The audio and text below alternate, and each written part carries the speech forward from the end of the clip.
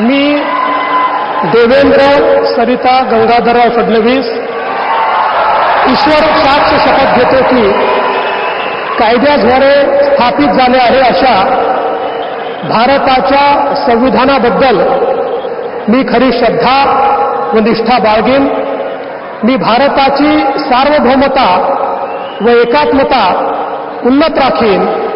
मी महाराष्ट्र राज्याचा मुख्यमंत्री म्हणून माझी कामे निष्ठापूर्वक व सत्सद विवेक बुद्धीने पार पाडेन आणि संविधान व कायदा यानुसार सर्व तऱ्हेच्या लोकांना मी निर्भयपणे व निपक्षपातीपणे तसेच कोणाच्याही विषयी ममत्व भाव किंवा आकस न बाळगता न्याय वागणूक देईन।